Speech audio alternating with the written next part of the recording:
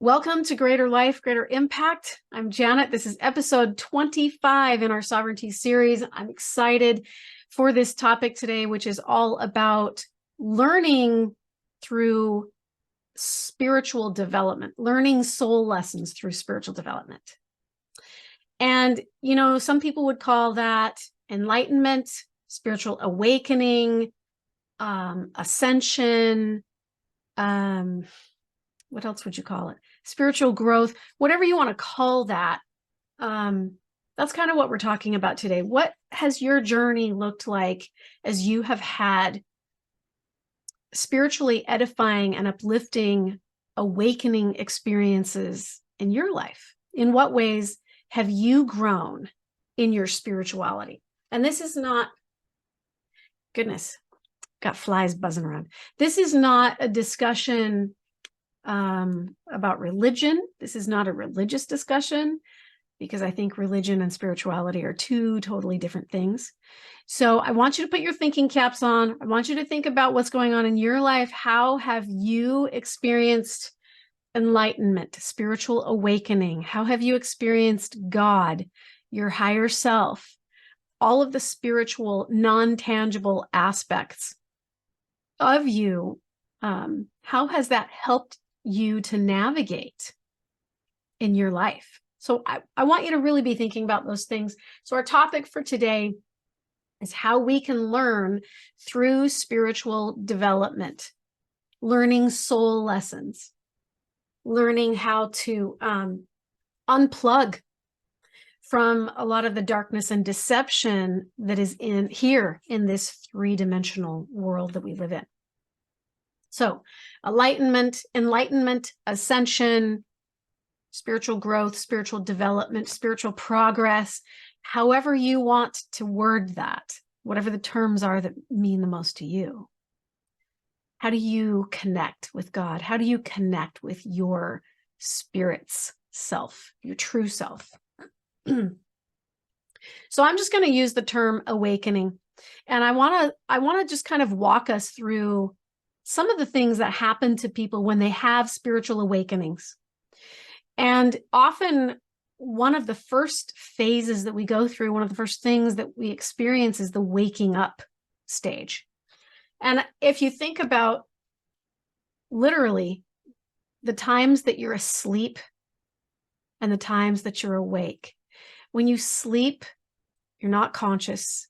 It's in the dark, right? So, the first step is waking up. The second step is rising up. If you think about getting up in the morning, when the sun comes up in the morning and the sun touches your face, it wakes you up because there's greater levels of light.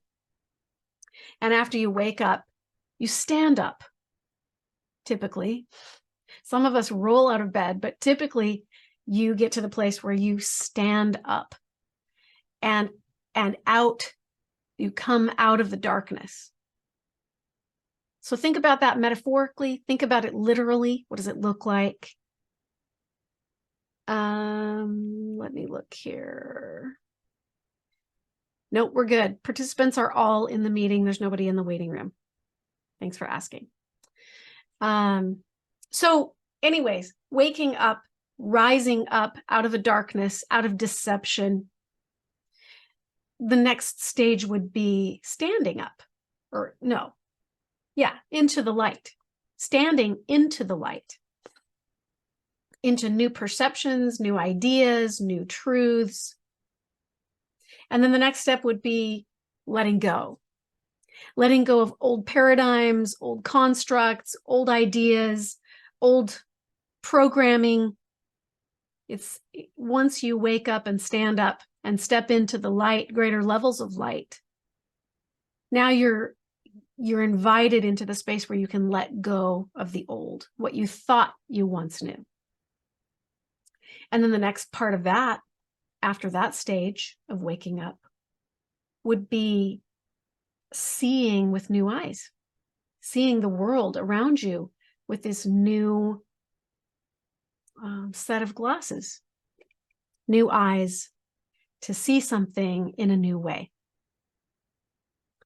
And then the final step, in my opinion, would be Now you get to operate in this new understanding, in this new paradigm, in this new way of looking at the world around you.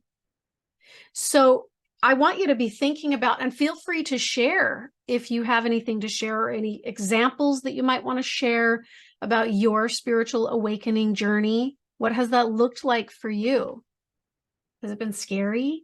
Have you had to stand up and out of the darkness and out of paradigms and out of old perceptions? I think that the spiritual awakening journey requires an open mind and an open heart. Because let's face it, at the end of the day, none of us has the answers to all questions. None of us has absolute truth in all things and in all ways. All of us are being deceived somewhere, somehow. All of us have a responsibility to ask deeper questions, to seek truth on a greater level, to expand ourselves in the pursuit of truth so that we can awaken and arise. So think about those metaphors in your own life. What has spiritual awakening been like for you? Type it into the chat box, open up your mics. If you want to share, feel free to share. But I think, for me personally, as I have been on my spiritual awakening path, and many of us have many, many spiritual awakenings to certain things. It doesn't all happen at once. And sometimes it happens in different areas and different aspects of our lives. But for me, I've learned that the more I learn stuff, especially on my spiritual journey, the less I know. The less is absolute for me. Because it keeps expanding and it keeps expanding and it keeps expanding. And what I thought that I knew was absolute, maybe parts of that are still absolute, but my understanding has expanded. So there has to be room for the growth. Karen says, yes, scary. I've learned to be accepting when people don't want to learn what I've learned. Yeah. And we have to have compassion too for where other people are at when we are on our spiritual journey and what we're learning doesn't align with them any longer. It doesn't align with loved ones or people that we care about. That can be scary because we don't want to lose those relationships. We don't want to lose the connection that we have with those people. And some people won't accept where you're at because that's not where they're at. And that's okay. It's totally okay. So I'm going to walk through today on our journey. I'm going to walk you guys through, hold on, let me just let this person in. Here we go. I'm going to walk you through what I have concluded for me personally as the 7 phases of understanding, the 7 phases of spiritual growth, spiritual learning, spiritual ascension. And I would love your input. If you have things to share or things that you might want to add, feel free. If stuff comes to your mind as to how it's been for you on your spiritual journey, I'm not your guru, I'm not the expert, but I am willing to share how it's been for me and some of the things that I personally have learned along the way. And as I share that, you be thinking about how that applies to you in your life. Take what resonates and shelf the rest if it does not resonate with you. All right. Karen says it can be lonely too because you can't share your deepest feelings. Yeah, many times when you're on a spiritual awakening journey, it is difficult to share. Hold on. It does look like we have people who are having a hard time getting in. Let me just check it out. Hold on.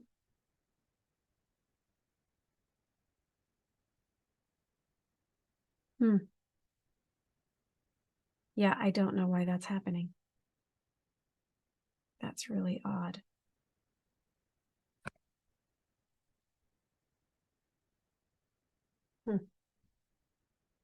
And I don't know how to fix it. Let me see. Hold on. Let me just let these two people in. It's allowing me to let people in, but for some reason, some people are not getting in and others are. So I don't know why that would be. Lisa says, it took me 10 minutes to get in. That's odd. Well, that would be why our numbers are low today. Then it doesn't connect. I am so sorry. Oh, now we got a whole bunch of people coming in. Just a second. Oh, thanks for being patient, you guys. Thanks for that. We're about to go into the 7 phases of spiritual awakening, spiritual development, spiritual journey. There we go. There we go. All right. Now you should be all in. Bev says, I'm thankful for the moments of clarity that all is connected and I'm not alone. We're all the leaves on the tree. Plum Village song. Yeah. We are all the leaves on the tree. Sorry, I'm so distracted because people are trying to get in. Yeah, agreed with that. I'm thankful for the moments that I can connect with other people who are kind of resonating where I'm resonating so that we can have conversations. And so I can feel like, oh, thank God I'm not alone in this journey. Because it can be scary to step out on your own, to learn new things, to open up your mind, expand your heart, expand your awareness and your consciousness of how you have once perceived reality. And, you know, most of us will find that as we awaken spiritually and as we grow and we ascend and we progress in a spiritual direction on that path, and we come closer to our connection with God and with the divine and with ourselves on that journey, that it starts to look less and less cookie cutter like and more individual. And so it's why we have to be so careful that we don't overjudge other people and point at them and say, you're doing it wrong, you're lost, you're broken, you're fallen, you're deceived, you're whatever, because we don't know where they're personally at in their individual path. And so we have to hold space for one another, and we have to have compassion for where each other is at. And so it's one of the reasons why I love doing this class with you guys, because I do feel like so many of you resonate with one another. And this is a safe place for us to kind of work through these things that we go through that seem so out of the box as we progress on our journeys. Okay. All right, here we go. The 7 phases of spiritual development or spiritual awakening. 7 phases. The first phase, actually, I'm going to preface it with this. If this would be the first phase, I didn't include this, but it just came to mind. But before you go into these phases, you have to recognize that in some area of your life, you're asleep. You're unconscious. You're not aware. You're not open to an expanded idea of what you thought you once knew was absolute for you. So it's being asleep is a very closed mind and a closed heart. You think you know everything. You think you have all the answers. You think you're good on your journey. You think you know it. You think you know it all, and that there's no more need for you to expand to greater levels of learning or light. So that would be the preface to all of this. The first phase is the introduction phase. This is where new concepts and ideas and beliefs, knowledge, principles are presented to you from who knows where. You may have learned something new in a book. Someone may have taught you something about their experience, and it maybe opened you to a new concept that maybe you hadn't thought of before. So this is the opening phase or the introduction phase. So I want you guys to think about, what does that look like in your life as you have awakened to new understanding, new truth, new ideas, new learning, new progression on your path? The introduction phase. And I think that if you're going to step into the introduction phase and allow yourself to go through a spiritual awakening, you do have to have, to some degree, you have to have an open mind. You have to recognize and humble yourself to the fact that you don't know all things and you don't have it all figured out. None of us really do. We have a comment here from Len. Thanks for being here. Len says, I've had moments of seeking greater loving people and greater destructive people from my perspective. And I keep seeing more of these two sides and trying to understand how I want to react to both types and how I feel in general of my journey. I've had moments of seeking greater loving people and greater destructive people from my perspective. And I keep seeing two sides. Yeah, well, this is definitely phase one, right? Where you have to have an open mind. You have to realize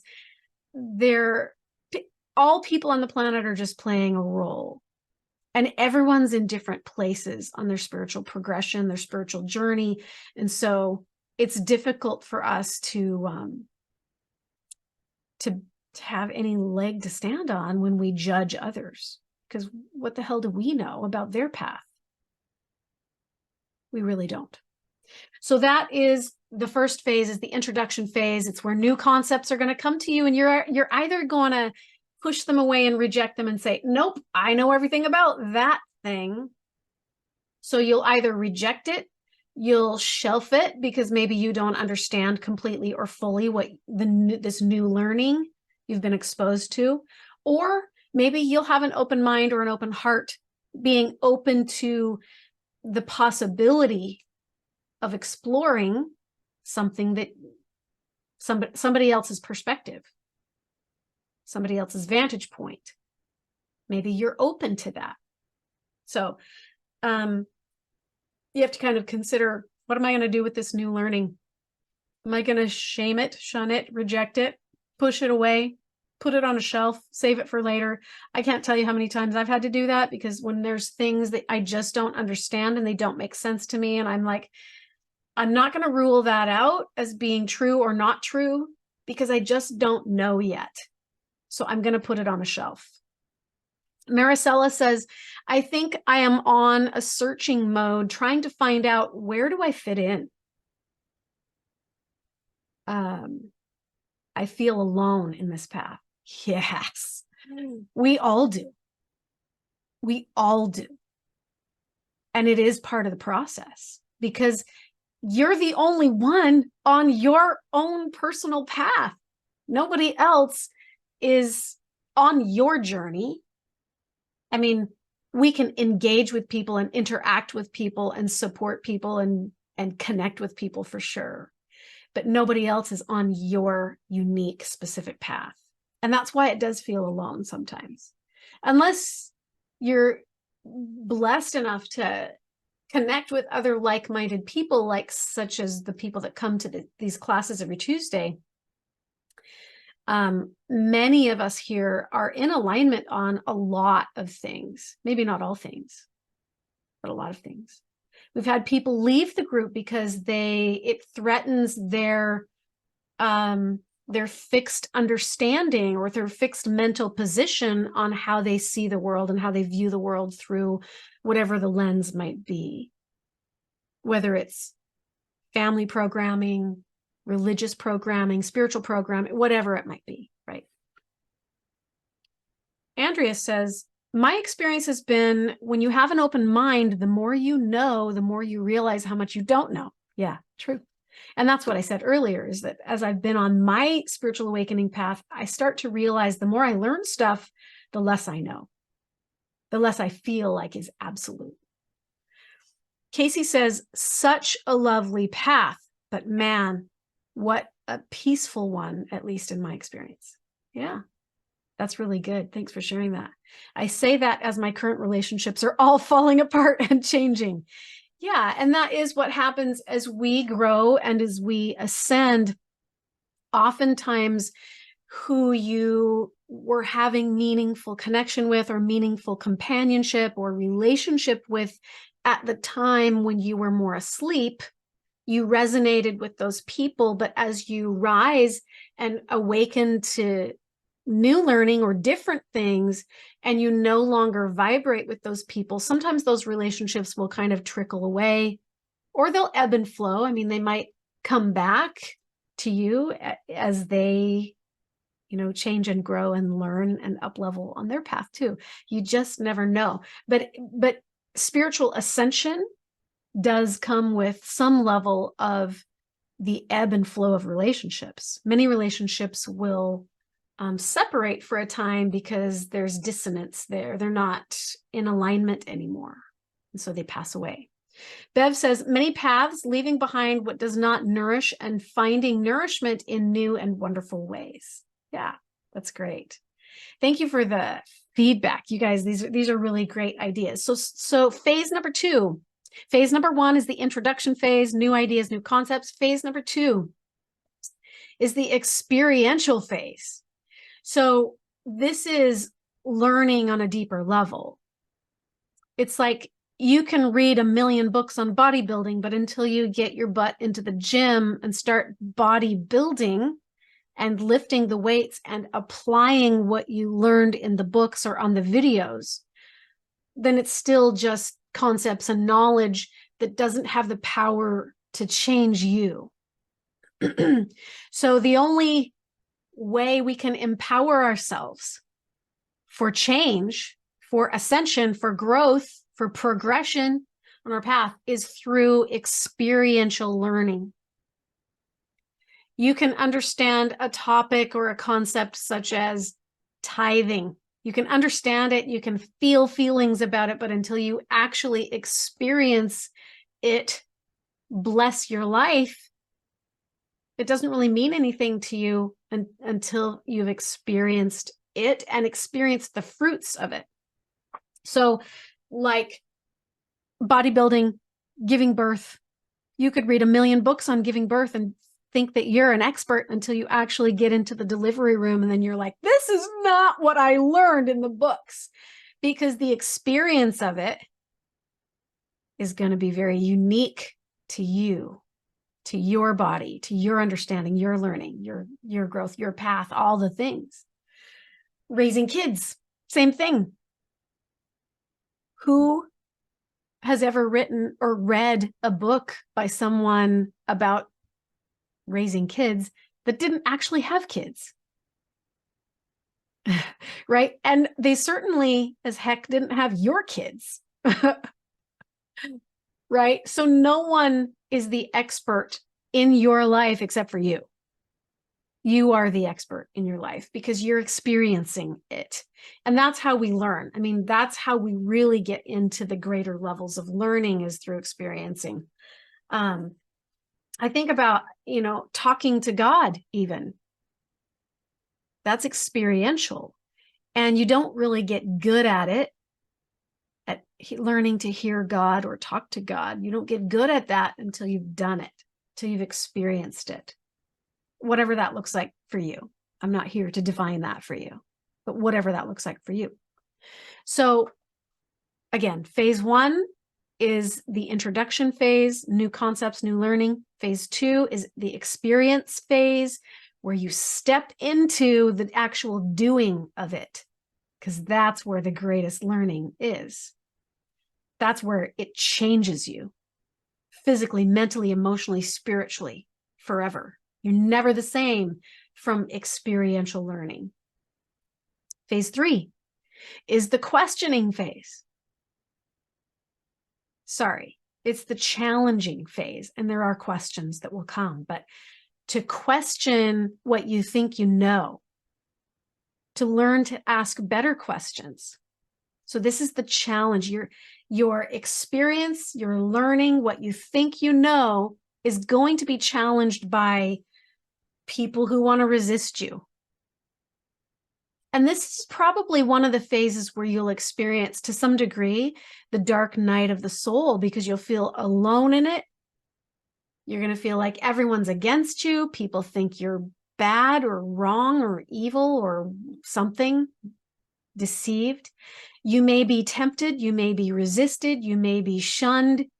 You may be shamed. You might be abandoned. People might walk out of their relationships with you because they don't align anymore with you. And so therefore, they can't talk to you. And many of us have had experiences like that. This is also the challenge phase, is also the phase where you're going to become very keenly aware of your weaknesses, your limitations, your insecurities. Maybe even your shortcomings, your jealousies, your fears, all the lower level emotions from your past and your wounding and your fears and your insecurities and all those things.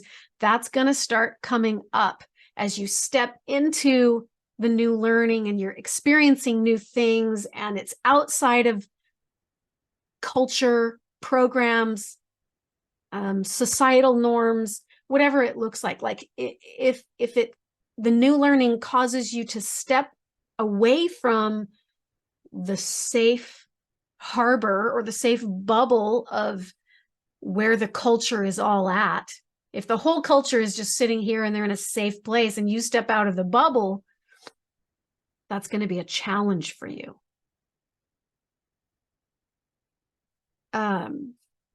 So this is the place where you're going to start to identify old wounds that need to be healed, old hurts from the past, jealousy, fear, insecurity, lack, limitation, weakness. All those things will be made known. They'll be made manifest to you, and you'll have to do some healing. So the challenge phase is probably one of the phases where you'll experience the dark night of the soul. Maricela said, that it feels lonely. I think that was you that said that it's a lonely path. And yes, it is, because you feel like, oh, no one understands me. No one gets me. And now people are like vehemently against me. Bev says the dark night of the soul is I am not going to try to attempt to pronounce what you have put in there. It looks like Italian. La Noche, never mind. I'm not even going to try.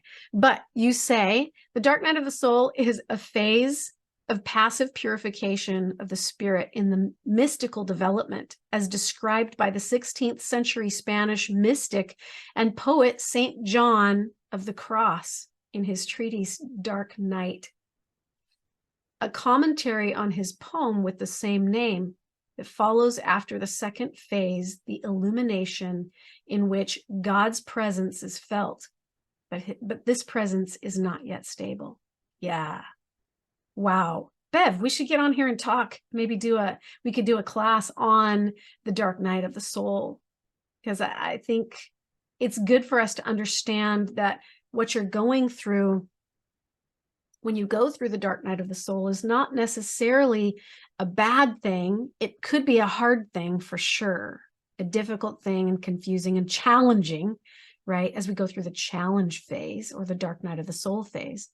But usually the dark night of the soul comes after some sort of spiritual illumination. So an awakening of some sort to a new truth, a new knowledge, a new understanding. Phase 4 is the devil phase.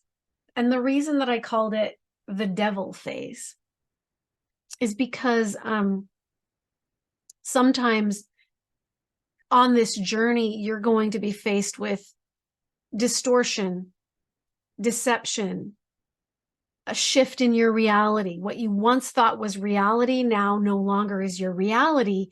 And that can be upsetting, right? Sometimes on this path, there might be temptation, distraction, resistance. Things will get in your way. Stuff will bubble up. Stuff's going to come to the surface. Things are going to things or people or energies or entities will try to resist you from going down that path. So you'll be met with blockages, stumbling blocks. Beings or people or energies or entities that want to hedge up the way for you to learn and grow and progress on your path. So this is the devil phase, meaning there's going to be some resistance. There's going to be some distortion. You're going to have to still figure it out, because just you having an epiphany or an awakening and then having an experience with it does not necessarily mean that you're operating in the fullness of truth yet.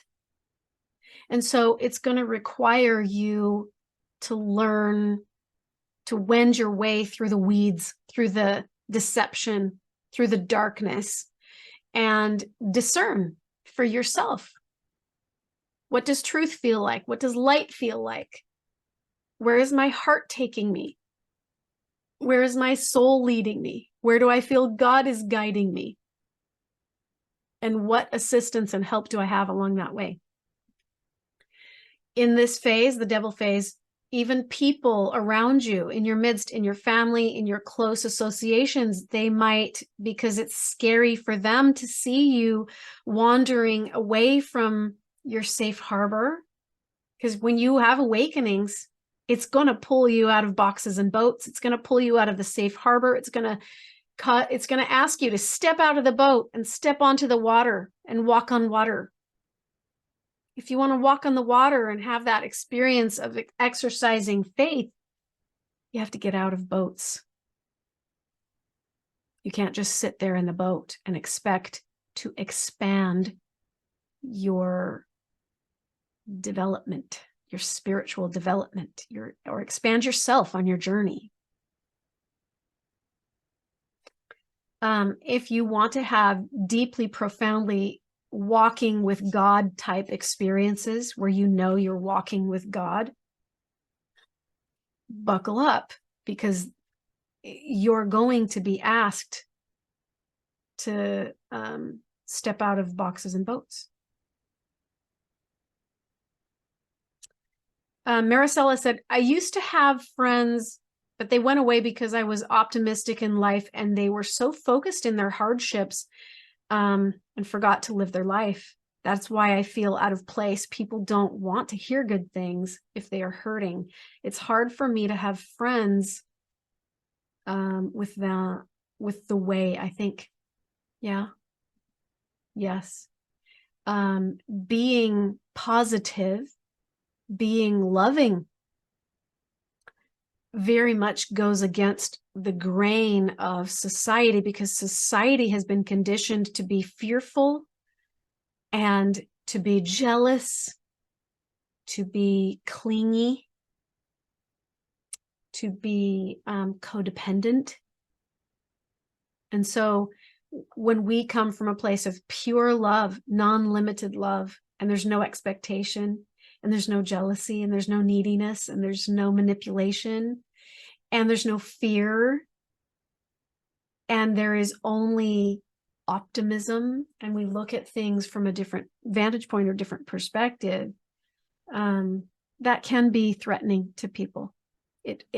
Because it invites them to step out of their safe places, their comfort zone.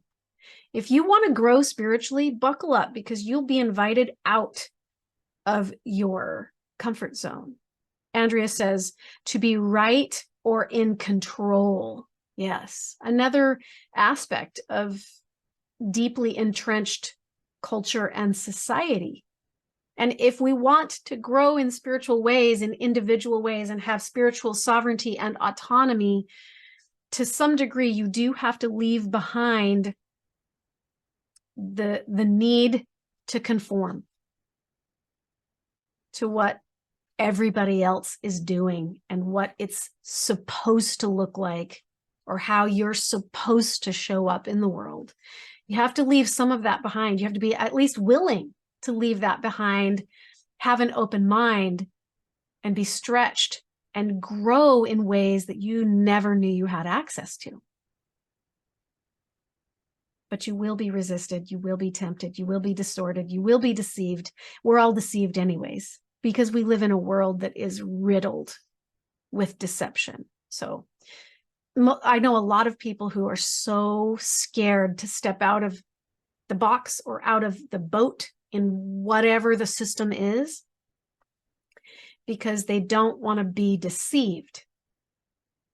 And my question to them would be, how do you know you're not already deceived? How do you know that someone's not already deceiving you and you think you're in this place of absolutes and you think you're in this place of, I mean, conformity feels safe because you look around and you're like, okay, I'm good. I'm safe. Everybody else is doing what I'm doing, or I'm doing what everybody else is doing. I'm safe now. But you're not really safe. You're just conforming to what the group think is doing. That's not autonomy. That's not sovereignty. And that's not ascension. That's not how we ascend. So we have to be willing to expand our minds and our consciousness. Okay, that was phase number 4, the devil phase. So let's actually, you know what? I feel like I need to share one last thing in the devil phase. So I feel like the devil phase is the opposition. So to the degree that you want to step into the light is to the same degree that the darkness will meet you there to resist you and oppose you. So be ready for that. Just know that it's a part of it. And you can always tell when you're being opposed by the dark energies, because you'll be left with a feeling of, I'm not enough, I'm all alone, I'm not worthy, I'm not safe. Something's wrong with me. That's how you know you're being influenced by darkness, is because those are the beliefs that will start to creep up. I'm not enough, I'm all alone, I'm not worthy, I'm not safe. And there's others too, but I'm not enough will be at the core. Something's wrong with me, because everybody's projecting onto me that I did something wrong, or I'm behaving out of alignment with where they think I should be. So that's the devil phase. So you have to be willing to overcome those things, which leads us to phase number 5, which is the overcoming.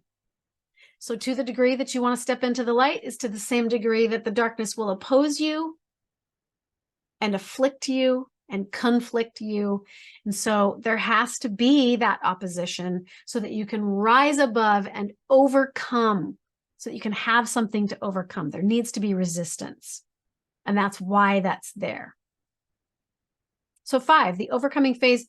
This is where you're going to be called upon in your life, in your progression, to overcome your own insecurities. You're going to have to learn to overcome the I'm not enough, I'm not special, I'm not worthy, I'm not safe. It's not safe.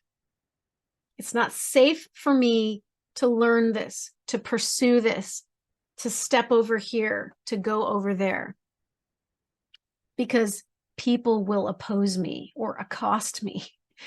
Sometimes people will get violent about you stepping away from conformity. So you got to endure your own ego. You have to overcome those things, your own emotions, your own limiting beliefs, your own limited understanding, your own insecurities, again, limitations, all those things. This is an opportunity for you to rise above and overcome. So this is the phase where you literally get to experience perseverance and rising and stepping onto your path in spite of the fact that it's pretty damn hard. And it's gonna be hard. It's supposed to be.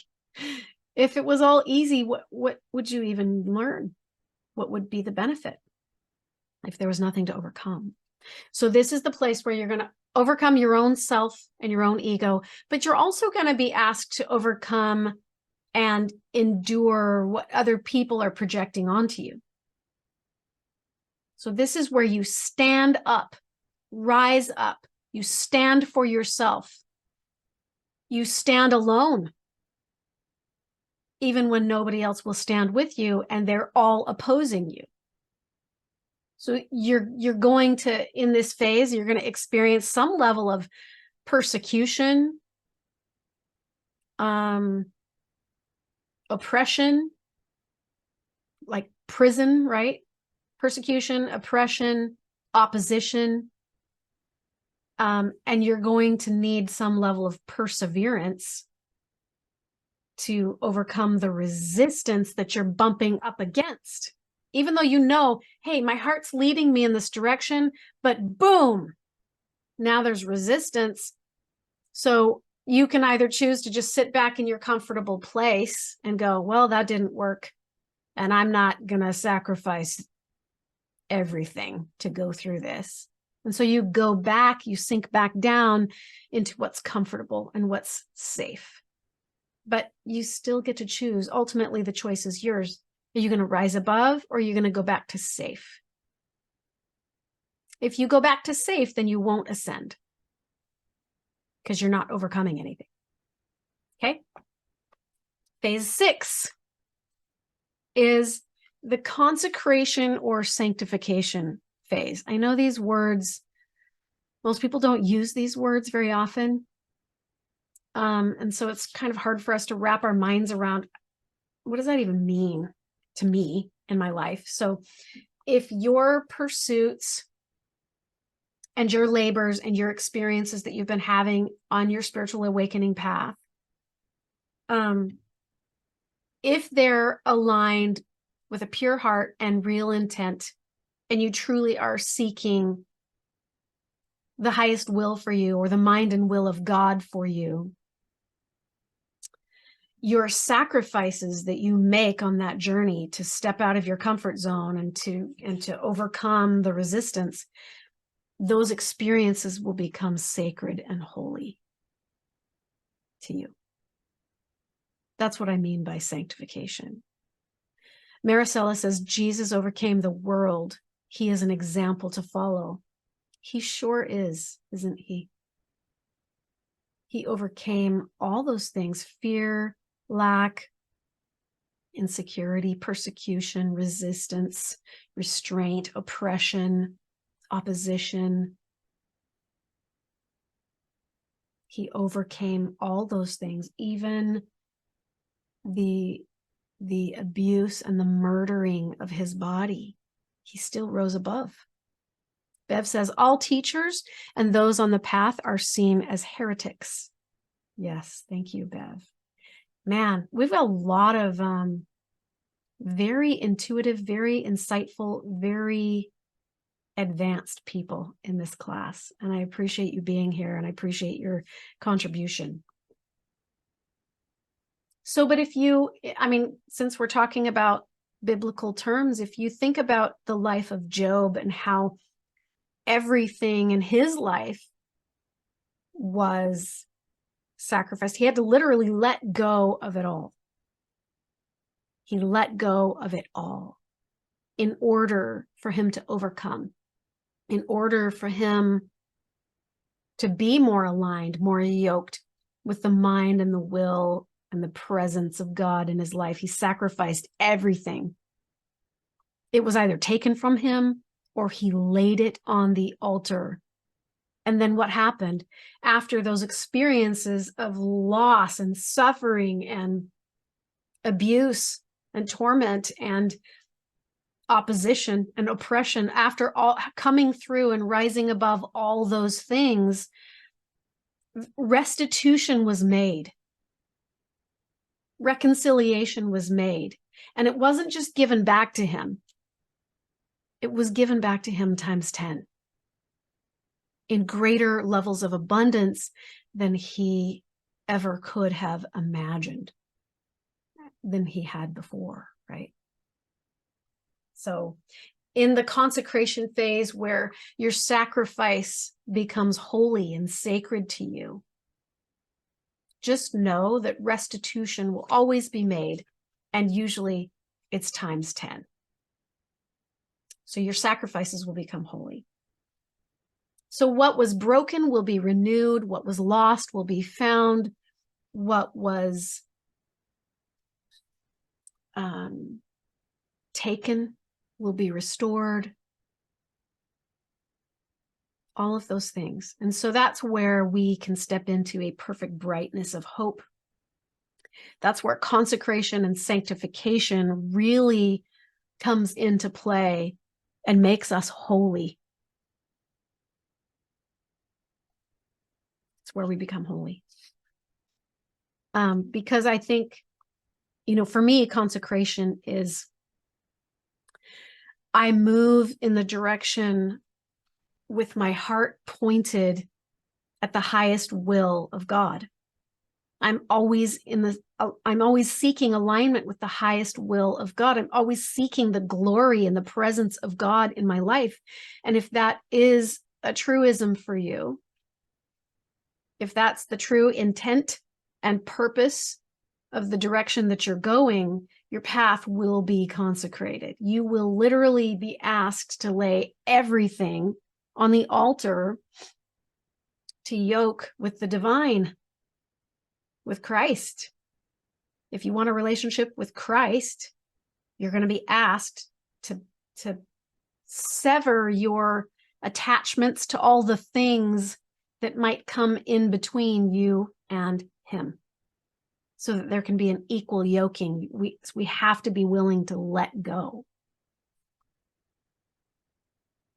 Any comments about that before we go on to phase number 7? Anybody have any comments or questions or things they want to share? Okay. Moving on. This is the last phase that I had for me personally, based on my own experiences. You might have others that we didn't talk about. If you think of others that we didn't talk about, please interject and share so that everybody can benefit from your experiences. I do have a couple comments. Andrea says, you give up and surrender the ego to align with your higher self. Yeah. Yeah. You really do. And the ego is just really your conditioned, programmed, mortal, 3D, intellectual mind. It's not really qualified to navigate you on your spiritual path. And so in many ways, we do have to lay that aside, or at least train it like a new puppy has to be trained to obey its master, which is your higher self. Katie says, what the enemy meant for harm, God will use for your good and his glory. And severing the ties to become yoked with the divine is the perfect definition of personal sovereignty. I'm guessing that's what you meant by that. Yeah. Yeah, let me just reiterate that. I thought that was great. Severing ties to become yoked with the divine is the perfect definition of personal sovereignty. Yeah, letting go of everything that you once clinged to that made you feel safe. You're probably going to be asked to let that go. Len says, that was very helpful, clear, and helpful. Thank you. Yeah, thanks for your comments. Katie says, I have to lay fleshy control and my husband and children on the altar daily. Yes. Yeah, we have to learn to be the commander-in-chief. We have to learn to be the stewards of these physical bodies. They are like a ship, and we are at the helm, and we are steering and governing how this goes. I was in a session yesterday, and there was this beautiful metaphor that came out of the session, and the woman that shared it was talking about how, in our lives, on our journeys, we get to decide, we get to choose what our paths look like. We get to choose how the script is written. We're the director, and we're also the actor in the play, in the movie, on the stage. But the actor didn't write the script and isn't necessarily the one directing the film. So we're the ones who get to position the characters and make sure the scene looks the way that it looks based on how we think it should play out, based on how our hearts are guiding us to go. And then as the actors on the stage, we step in and we allow it to play out. We allow it to play through us. But we are both the director, the writer, and the actor. Not both, but all three of those things.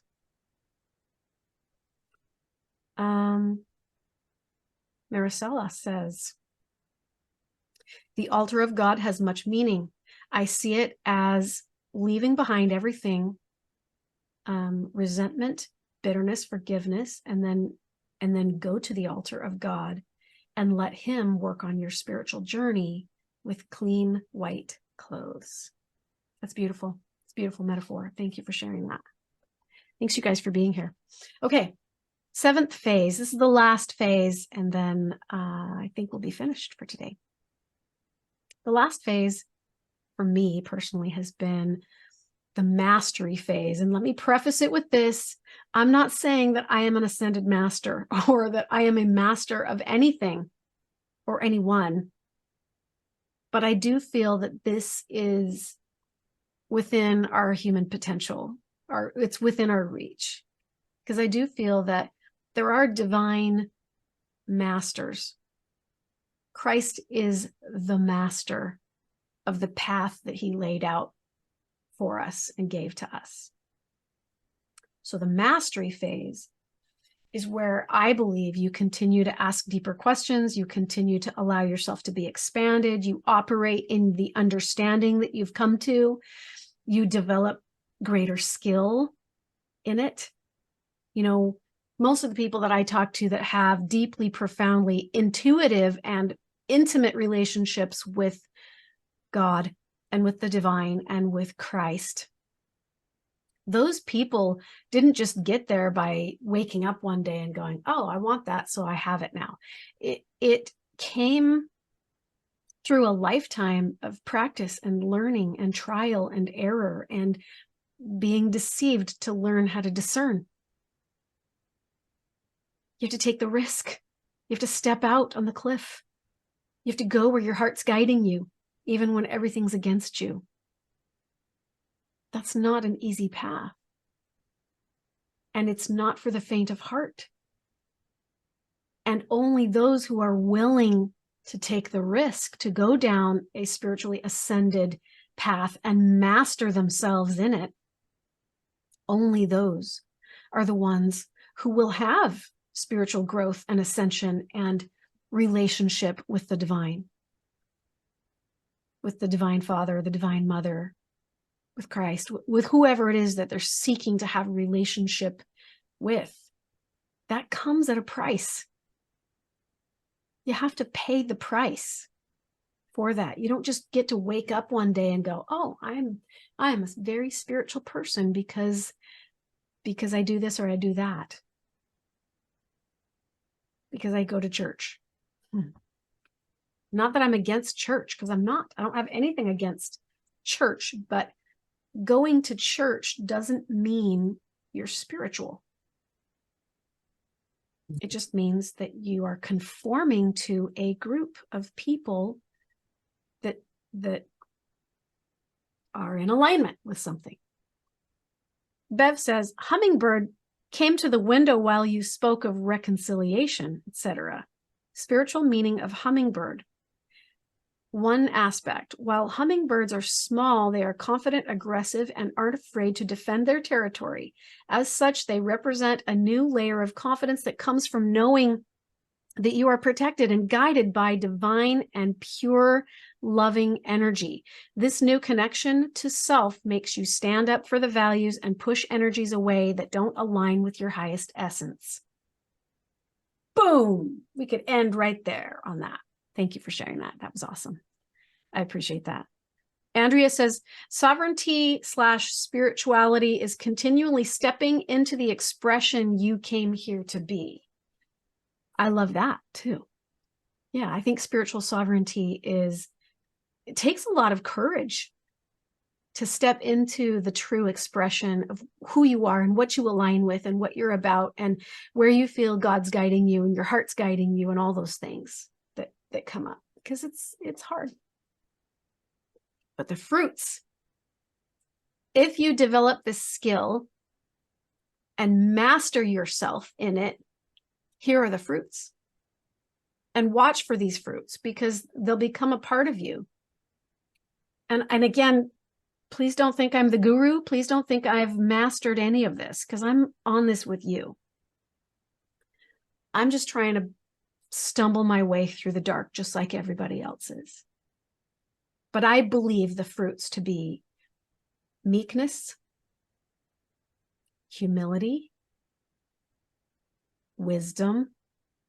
Because when you've come through the dark night of the soul and you've come through your experiences and you've been tested and challenged in every way, shape, or form possible, it's going to humble you to the core.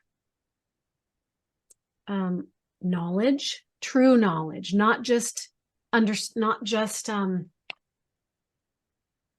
information, not just having information and being able to spew information, but true knowledge mixed with wisdom. Because of your experiences, because of what you've risked, because of what you've overcome, because of how hard the road was. Now you have true knowledge. And now you also have discernment, because you were probably deceived along the way. You were probably resisted by other people or entities, spiritual entities that didn't want you going in that direction. So you probably learned a lot about what truth feels like, what your path feels like, and what it doesn't. What love feels like and what it doesn't. If you want to go in the direction of love, buckle up, because you're going to first be exposed to what it isn't, so that you can then know that you know what it actually is. If you want to become a loving being, standing in the highest levels of love, buckle up. You're going to first be exposed to what it is not. And you'll have to overcome that, and you'll have to refine it, and you'll have to master yourself through it and humble yourself through it. And then as you come through it, now you own that knowledge, and it's pure and it's yours. The other things, the other benefits to self-mastery and self-awareness in all of this is you'll probably be in a position where you can then teach, where you can give, where you can serve, where you can love, where you can serve in a greater way, love in a greater way, teach in a greater way, understand in a greater way than you ever could have before, when you were just sitting in the safe bubble of conformity.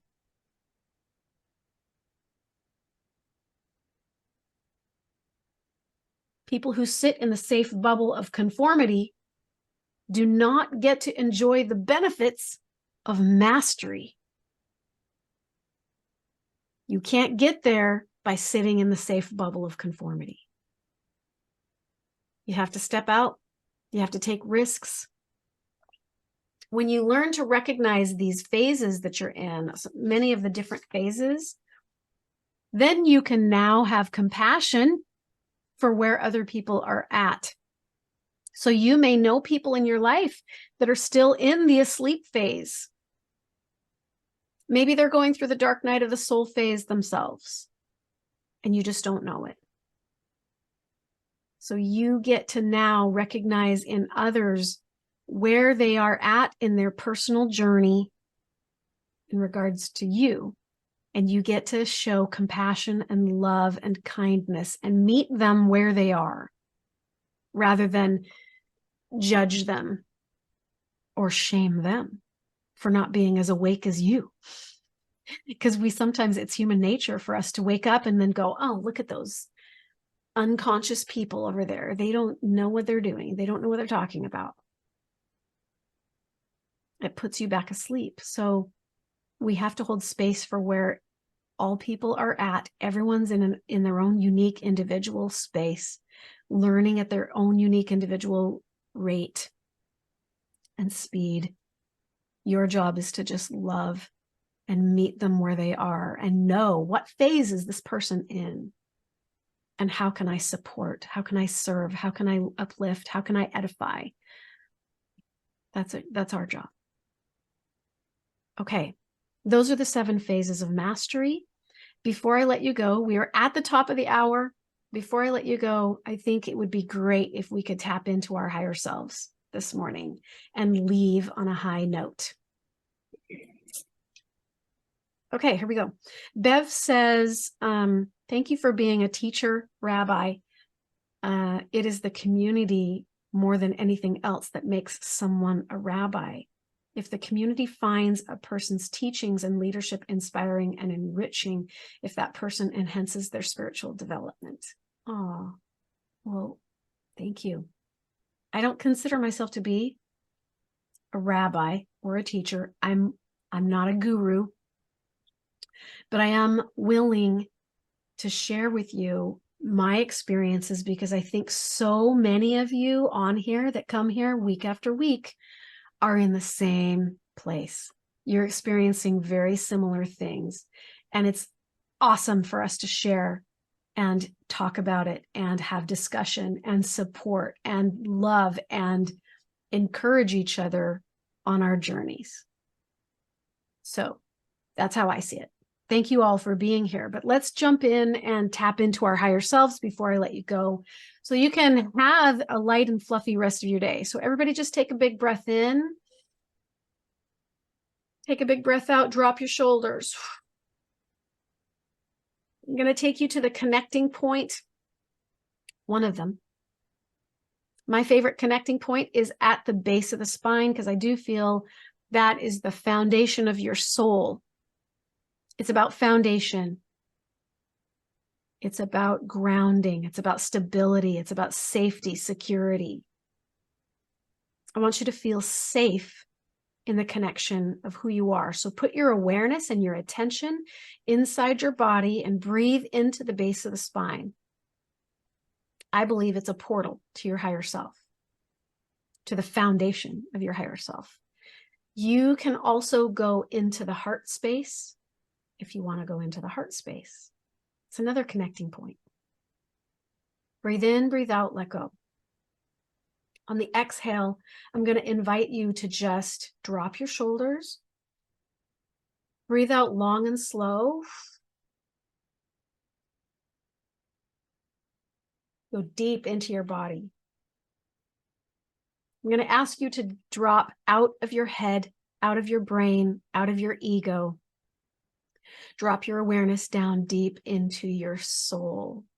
So as you breathe in now, can you breathe in massive amounts of liquid light? Airy, fluffy light. Feel yourself breathing in the sun or the moon. Breathe it into your bones. Breathe it into your cells. Breathe in deep, and then exhale long and slow as you drop your shoulders and you release and let your awareness go to the base of the spine. Really connecting to your higher self. And as you think about your higher self being in here, somewhere within,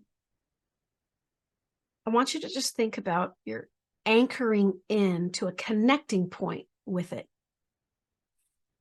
either at the base of the spine or in your heart. Connecting with your higher self and just surrendering to you. And I want you to say out loud, I am. Keep breathing. Do not hold your breath. Keep the breath flowing and going, keeping your awareness inside your body, in your center. I am. Just breathe into the stillness. Breathe deeper into that stillness.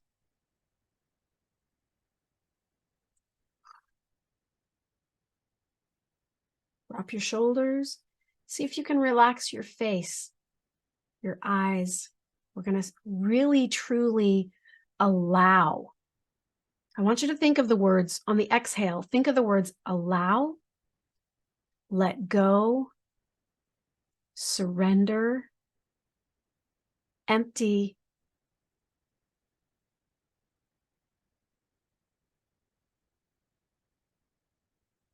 what else? Expand. On the exhale, allow, let go, empty, surrender, expand. On the inhale, you're just feeding and nourishing and filling yourself up with the light that you are, the light of your being, the light of your soul, calling your soul into your bones, your spirit, into your bones, into your cells. So now could you just radiate, shine? Think of the words on the exhale, or on the inhale. Think about shining, radiating, expanding out. So now when you breathe out, could you just breathe out and push your aura out in every direction? Push it out. Like you stepped into the center of the sun and the sun stepped into the center of you, and now you are light that goes in every direction. Take up more space above, below, in front, behind. Take up more space. Fill up the room that you're in with your light, your presence, your essence, your energy, your intelligence, your spirit, however you want, whatever words you want to use. I don't care what they are. Just push that light out. And you're not even pushing light out. You're just being willing to notice how expansive you already are. Breathe. Do not hold your breath. Keep your awareness in your heart or at the base of your spine, keeping your attention within, deep inside your body. Breathe in, breathe out, let go. Breathe in, breathe out, expand. Now, where does your light end and God's light begin? So go out into the universe and notice that your essence, as you're connected to God's light, your essence is now the container of the universe. You're not just filling up this room you're in. You have become the container of the universe. Your light. Breathe into that. Drop your shoulders on the exhale. Let the stillness come to meet you and breathe into it. Breathing bigger. Breathing bigger. And just step into the oneness. As you become the container of the universe, I want you to recognize you are one. You can have conscious experience and oneness with every blade of grass, every grain of sand, every mountaintop, every ocean floor, every star in the sky. Just be aware that your consciousness can be experienced through all things. Your consciousness can also be experienced through the divine. So I want you to breathe in, breathe out, let go. Just empty your body. And this time when you breathe out, I want you to empty your body of all of the five senses. Let go of sight, sound, smell, touch, taste.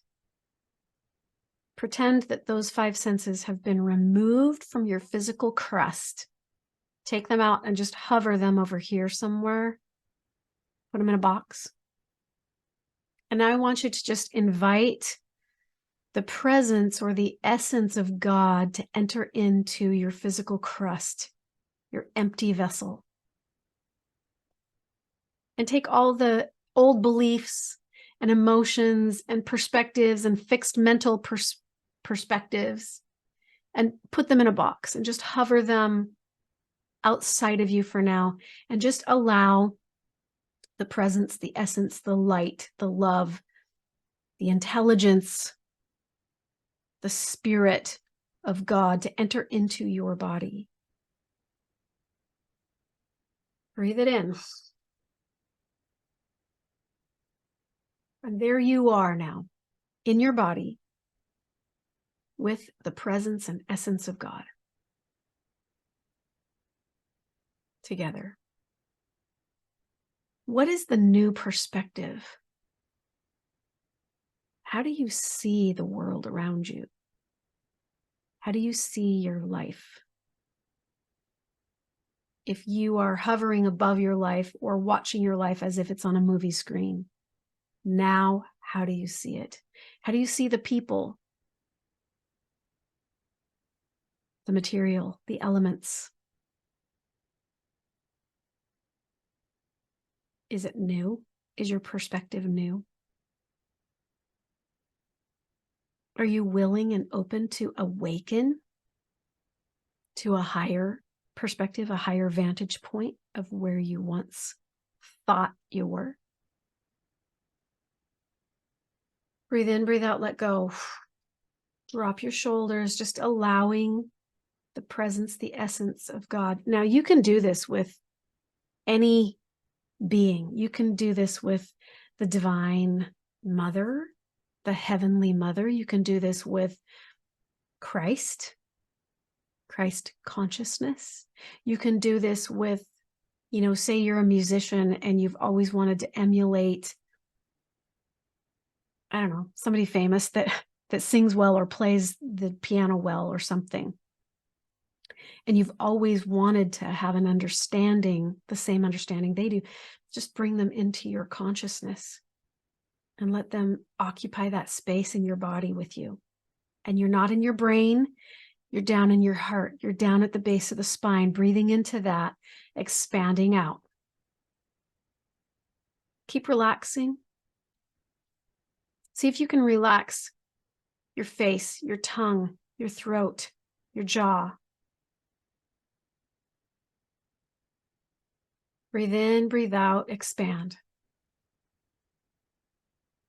Just allowing that presence, that essence of whomever you invited in to be in your body with you, one with you. One with you. Their heart and their mind is knit together with you until there's profound understanding with them. Just notice it. And in this state, I'm going to cut the class off so that you can go and journal out what your questions are. What are the answers? What comes to you in this space of connectedness, of oneness, of being one with the divine, one with God, one with your higher self? Go journal it out and see what comes. And I would love to hear feedback. If you guys feel brave enough to be vulnerable, please do go share in the Facebook group. Or if you'd like to be added to our Facebook Messenger group chat or the Telegram group chat, you can find those links down below after we post this to YouTube.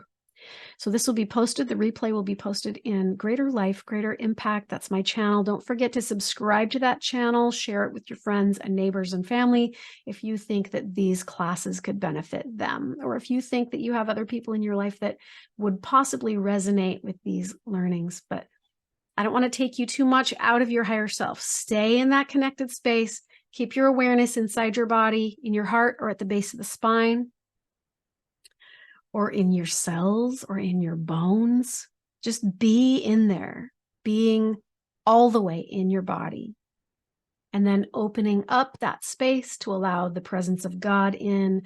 You're more than welcome to bring your 5 senses back in and only handpick the beliefs, the attitudes, the values, and the emotions that you choose to come back in. You get to hand select the ones that come back in, and then go ahead and journal out what you get.